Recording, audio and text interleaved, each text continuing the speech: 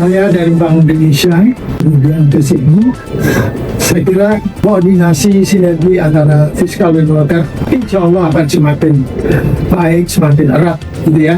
Arahan Bapak Presiden pada kami, pada saya, waktu saya bertemu, arahannya intinya adalah bahwa fiskal moneter harus berkoordinasi, bersinergi dengan baik untuk mencapai target pertumbuhan yang tentu saja juga pada sisi lain kita harus juga jaga stabilitas.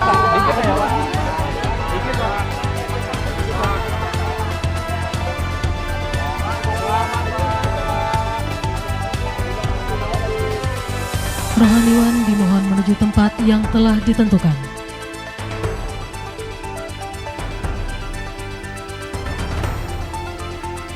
Pengucapan sumpah. Sebelum saya mengambil sumpah, berkenaan dengan pengangkatan saudara sebagai Wakil Menteri Keuangan Kabinet Merah Putih dalam sisa masa jabatan periode tahun 2024-2029. Terlebih dahulu saya akan bertanya kepada saudara, apakah saudara beragama Islam? Ya, Islam. Bersediakah saudara untuk diambil sumpah menurut agama Islam? Apabila demikian, harap mengikuti dan mengulangi kata-kata saya.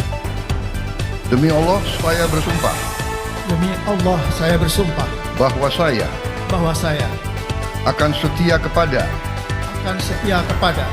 Undang-Undang Dasar Negara Republik Indonesia Undang-Undang Dasar Negara Republik Indonesia tahun 1945 tahun 1945 serta akan menjalankan segala peraturan perundang-undangan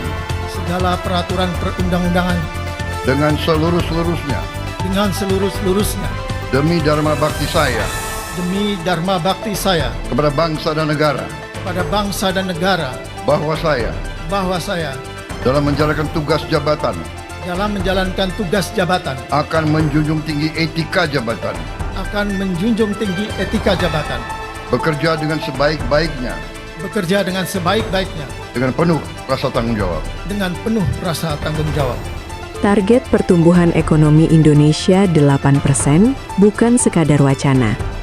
Presiden Prabowo Subianto mulai menyusun timnya.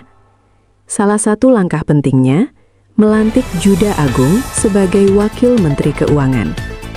Tugasnya jelas, berat, dan krusial. Mempercepat laju ekonomi nasional. Juda Agung resmi dilantik sebagai Wakil Menteri Keuangan pada Kamis, 5 Februari 2026. Pelantikan berlangsung di Istana Kepresidenan dan disaksikan langsung oleh Presiden Prabowo Subianto. Juda menggantikan Thomas Djiwandono yang kini melangkah sebagai calon Deputi Gubernur Bank Indonesia. Usai pelantikan, Juda mengungkapkan pesan utama Presiden.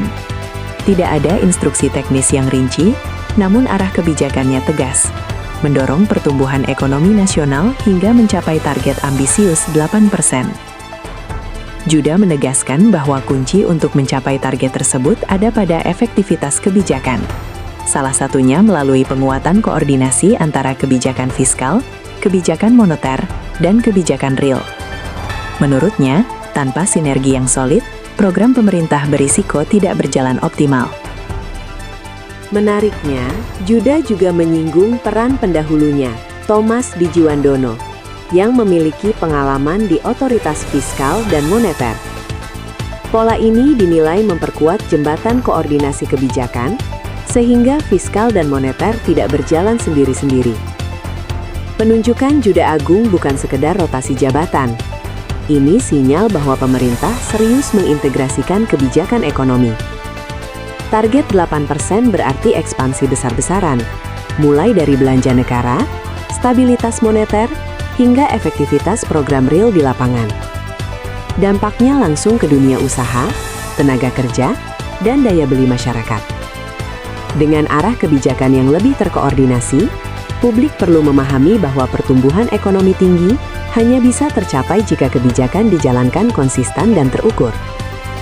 Pemerintah mengimbau seluruh pemangku kepentingan, pelaku usaha, perbankan, dan masyarakat. untuk menjaga stabilitas, mendukung program resmi, serta mengikuti kebijakan ekonomi yang telah ditetapkan, agar manfaat pertumbuhan bisa dirasakan lebih merata.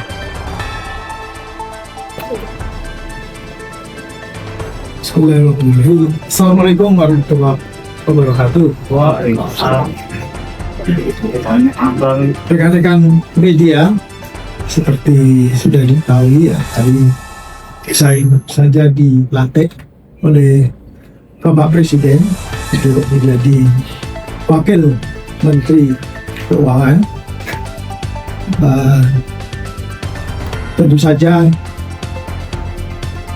pindah dari Tamrin ke Lapangan Banteng sesuatu yang baru bagi saya, tetapi sebenarnya kalau melihat wajah-wajah dari eselon 1, eselon 2 ini yang wajah-wajah familiar bagi saya ya, karena sejak saya mungkin di eselon 3, eselon 4 itu saya sudah sering koordinasi dengan kawan-kawan di Kementerian Keuangan. Bukan hal yang baru bagi saya ya, bidang koordinasi SSK, fiskal moneter ya, itu sudah biasa. Jadi saya merasa nyaman lah untuk ke otoritas fiskal atau Kementerian Keuangan, dan hal yang baru. Yang kedua tentu saja saya dari Bank Indonesia kemudian ke sini, saya kira koordinasi sinergi antara fiskal dan moneter insya Allah akan semakin baik, semakin erat gitu ya. Dan ini sesuai dengan arahan Bapak Presiden pada kami, pada saya waktu saya bertemu beliau. Arahannya intinya adalah bahwa fiskal moneter harus terkoordinasi, tersinergi dengan baik untuk mencapai target-target pertumbuhan, dan tentu saja juga at the same time kita harus juga jaga stabilitas makroekonomi, termasuk sustenabilitas dari fiskal. Mungkin intinya itu dari saya. Saya tentu saja sangat sangat ya disambut oleh teman-teman dari keuangan. Ini sesuatu yang luar biasa, semua eselon 1 ada di sini. Terima kasih. Pak, selain sinergi fiskal dan moneter dari Pak Prabowo lagi, ada pesan lagi gak sih Pak buat Bapak, Pak? Intinya itu intinya. Terkait soal pembiayaan Pak, atau soal Pembiayaan. ya, soal pembiayaan di tahun APBN. ini APBN. Soalnya kan Bapak menggantikan Pak Thomas gitu Pak. Belum sebelum. Ya. Cukup ya?